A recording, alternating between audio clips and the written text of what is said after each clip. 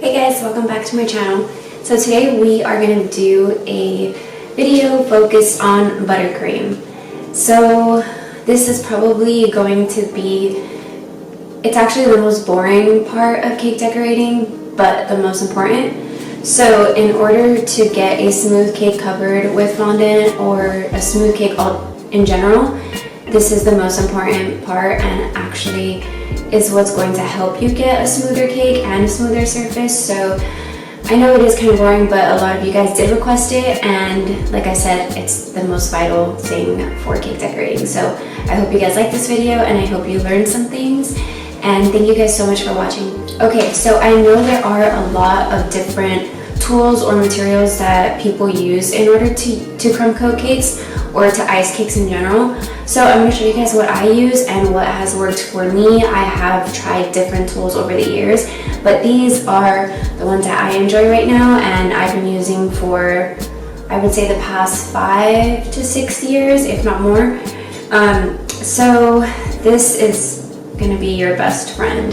This is an offset. Some people do the straight spatula, which I have never been able to use. But like I said, everybody has different tools that they use, and this is what I like to use to scrape the sides of my cake in order to get a smooth surface. And scissors, not sure why, I think to cut my piping bag, and then some buttercream and a knife. Okay guys, so for this video we're going to do something fairly simple. It's just going to be a confetti cake, and I use 3 layers of cake. Unless you want a cake to be really tall, then you can use 4, but it's totally your preference. So just going to be basic how to crumb coat a cake. I know it's hard, but also we're going to try to make this very easy. Okay, so like I said, we're going to just start off with our 3 cakes, and I'm going to cut this down and split this cake into 2 layers. So you want to hold your knife very steady and also straight. You don't want to move the knife anywhere. You just kind of want to start let's see, so just kind of like you're swiping that all through the cake. And now we're going to do the middle of this. So I like to hold my cake and then just go around, and you don't want to move the knife too much yet. We're just kind of making the little indent of where we're going to cut. Okay, now I know I can see the line throughout my cake, so I'm just going to go straight and move my knife. Okay, and now we cut 3 layers. So now we're going to fill this cake. And you can just set that on top. I like to bake my cakes and then cover them with plastic wrap just to keep them nice and fresh while you're waiting. And then you'll always want to cover it just so that it won't dry out. And we'll move this off to the side. Okay. And I also want to get rid of any crumbs that are around your cake or cake board.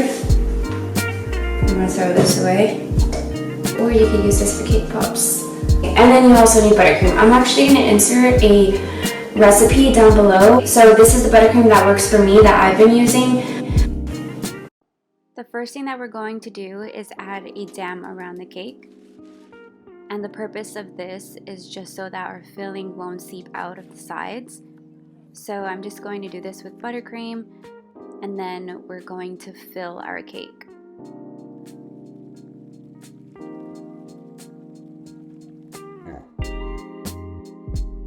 I'm filling my cake with buttercream, and you just want to make sure you're spreading the filling evenly, but also trying not to go over the sides because you don't want the filling to come out.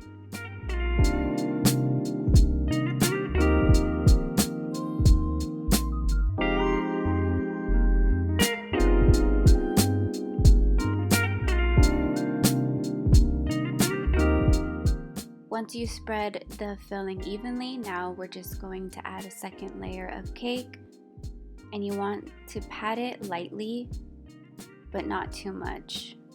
And now we're just going to repeat the process one more time.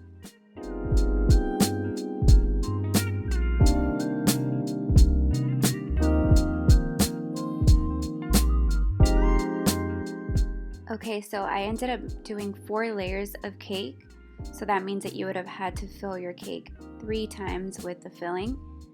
And I'm sorry about the voiceover.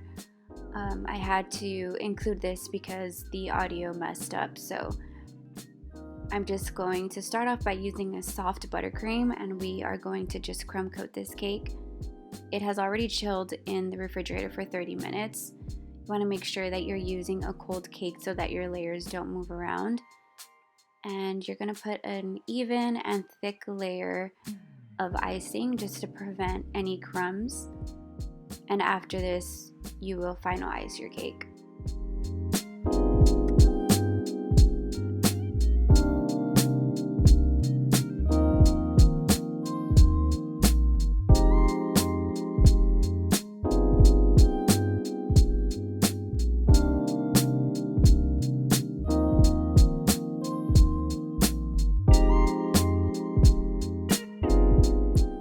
So in this process, you want to make sure that you are using your turntable as a guide.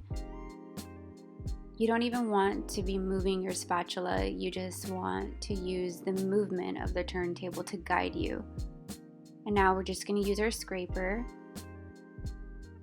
to scrape down the sides of the cake, and you want to make sure that you're using light pressure. The purpose of this is to not take off too much cake, you just want to cover the crumbs again.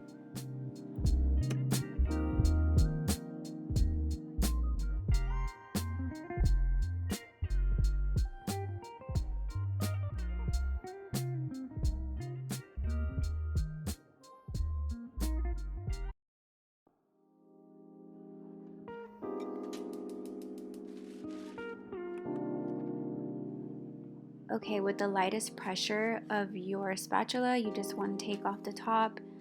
We're going for nice crisp edges, so you just want to be very light with the cake and also just cover up these little areas. I know that you can still see cake coming through, but this is just your crumb coat, so you don't want to take off too much of the cake, but we are going to try to hide as much as possible right now.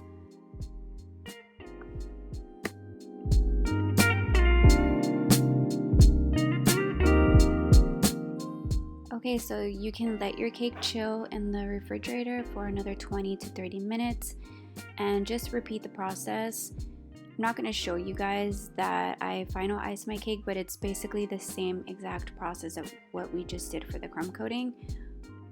And you can repeat this process as many times as you need to in order to get a white base or just a smooth surface in order to cover your cake with fondant. So we are all done with the crumb coating and final icing. Okay guys, so thank you so much for watching. I hope you enjoyed this video. And again, I'm sorry for the audio. We are working on it, so hopefully next video everything is okay. Just wanted to say thank you again for watching my videos, and I hope you enjoyed. Thank you.